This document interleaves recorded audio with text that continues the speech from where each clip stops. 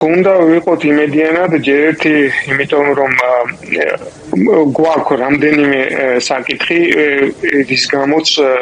ჩვენ შეგვიძლია ეს ჩამოვაყალიბოთ და შეგვიძლია ის გარშემოუწმოთ უნდა ვიმუშაოთ და რაც უნდა შექმნათ ბირთვად ჩვენი სტრატეგიის და დოქტრინის. პირველი არის ის, რომ იგივე ეხლა რამდენიმე დღის წინათ კვლევა იყო გამოქვეყნებული და ნახე რომ ესე იგი თურმე ეს ომის შიში ესეც ძალიან ძლიერი იყოს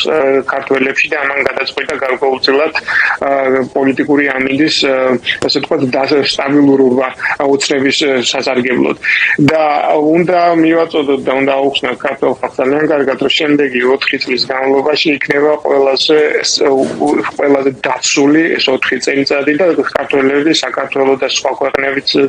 დაცული იქნებიან იმისგან რომ ახალი ომი წამოიწყოს რუსეთმა და ასე რომ ჩვენ პირდაპირ აგრესია ნამდვილად რუსეთისგან არ და ვერ დაგვემუქრება სწორედ იმიტომ რომ ეს იქნება კატასტროფა უბრალოდ იგივე პუტინი ამას ვერ გაბედავს თუნდაც იმიტომ რომ ეს იქნება ისედაც პრობლემა აქვს უკვე პრობლემატური საკითხია უკრაინასთან დაკავშირებით და ამას კიდე საქართველოს დაუმატოს წარმოგიდგენიათ უკვე როგორ წარიმართება ეს მოლაპარაკებები და ზელენსკის კიდე უფრო ბევრი ასე ვთქვათ კოზირი მიეცემა იმ შემთხვევაში თუ პუტინი ომს დააპირებს შესაბამისად ეხლა ძალიან ლოგიკურად რომ იმჟელოთ აი ის შიში რომელიც ამ მუსირებს და ოცნებამ გაავრცელა და აშინებს ქართველებს რომ აი ეს ომი დაიწყება შემდეგი 4 წლის განმავლობაში ამის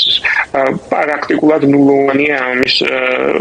განხორციელება პუტინისგან იმიტომ უბრალოდ მისთვის იქნება ძალიან წამგებიანი ყველანაირად პლუს ამას რა თქმა უნდა ძალიან აუცილებლად სამუშაოა პარალელურად მე ვთვლი რომ იგივე პრეზიდენტი ზურაბიშვილი ან თუ ვინმე მისი გარემოცვა არ ვიცი ახლა ვერ ყავს მას უნდა მუშაობდნენ პარალელურად უკრაინასთან იგივე ბატონ არახამიასთან უნდა მუშაობდნენ ეგ თუნდაც რომლებიც იმიტომ რომ შესაძლოა ზელენსკის საუბარი ექნება და გარკვეული საუბრები წავა რა თქმა უნდა უკრაინის შემდგომს და მომავალზე იქ აუცილებლად ჩადებული უნდა იყოს უკრაინას აუცილებლად დაჭირდება საქართველოს როგორც ზურგი და უკრაინა და საქართველოს ერთი პაკეტი უნდა წავიდეს ერთ პაკეტად უნდა განიხილებოდეს და სწორედ აი ამ ინფორმაციის მიწოდება არის შესაბამისად კარგად დასალაგებელი პოლიტიკურად შესაფუთი ზუსტად ისე როგორც ზელენსკიმ შეფუთა შესანიშნავად აი თუნდაც იმ სასარგებლო წიაღისეულით მიაწოდა და უნდა მიეწოდოს თუ რატომ არის რატო არის აუცილებელი რომ საქართველოს იყოს არ გავიდეს დასავლეთის კონტროლისაგან იმიტომ რომ ეს არის მნიშვნელოვანი დერეფანი და ამ დერეფანი ისევ არის ფენტანილზე რო არის საუბარი ნარკოდერეფანს და ასე შემდეგ რომ ოცნება